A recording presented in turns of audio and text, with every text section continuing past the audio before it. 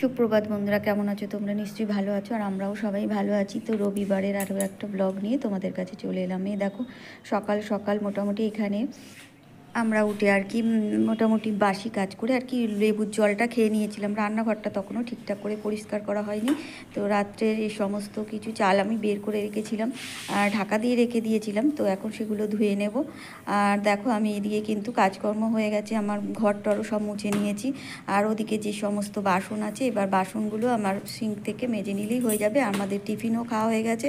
আর সকালে উঠেই আসলে লেবুর জলটা খেয়ে নেওয়ার চেষ্টা করি। তারপর তো আবার দুধ চা খাই দুবার করে, বাড়ি থাকলে তোমার দাদাভাই জানো তো দুবার করে দুধ চা খাওয়া হয়। তো সেই জন্য আর এই ধনেপাতা আর টমেটোটা আমি বের করে রেখেছি, কারণ এই ধনেপাতাটা না আমার দিতে মনে থাকে না যে কোনো তরকারিতে।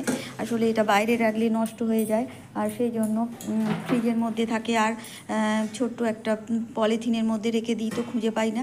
তো সেই জন্য আগে ধনেপাতাটা বের করে রেখে দিয়েছি। আর আজকে রান্নার উপকরণগুলোও ঠিক করে মানে বের করে নিলাম।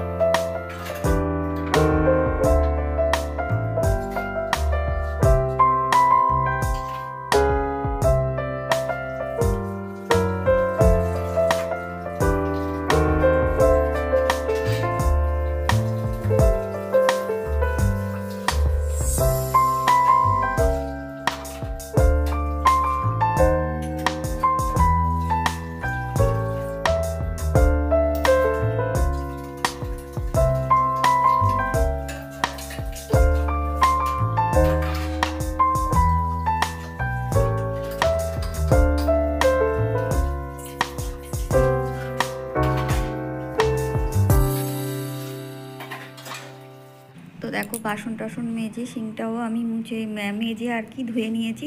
আর বাসনগুলো সব উপর দিয়ে দিয়েছি, চাল ধুয়ে রেখে দিয়েছি। আর এবার আমি হচ্ছে কড়াই শাক নিয়ে এসেছি, তো কড়াই শাকটা কাটবো। আর রাত্রে কেটে রাখলে এটা নষ্ট হয়ে যায়।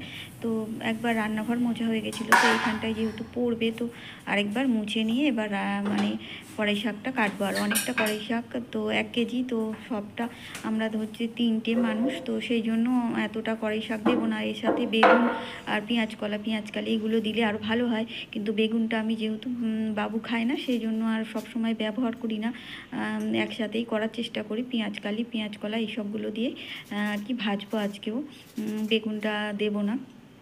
তো সেই জন্য তোমরা বেগুন দেবে, বেগুন দিলে এটা আর কি আরও নরম লাগে খেতে, আর ভালোও লাগে খুব।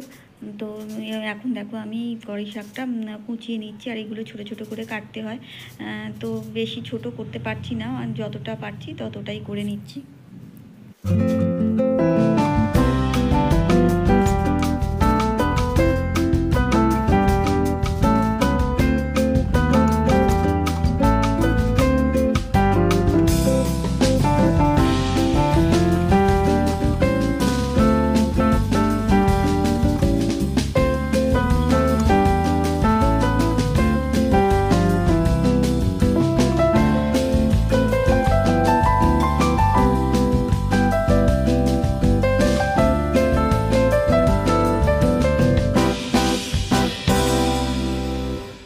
দেখো, অনেকটা কড়াই শাক, সেটাই তোমার দাদাভাই জিজ্ঞাসা করতে এসেছিলো যে একদিনে সবটা হবে না। আমি বললাম বেশি লাগবে, তাই হয়ে যাবে, তাই সেই জন্য অর্ধেকটা করব।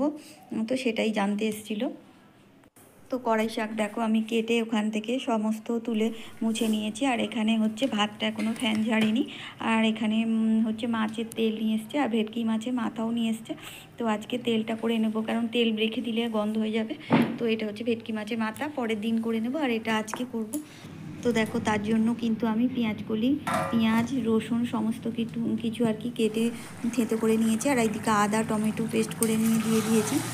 তো এখন ধনে পাতাটা দিয়ে দিলাম, আর একটু রান্না করতে করতে গরম মশলা দিয়েছি, আর এবার একদম লাস্টে গরম মশলা দিয়ে একটু ঢেকে দেবো, পুরো মাংসের মতো খেতে হয়।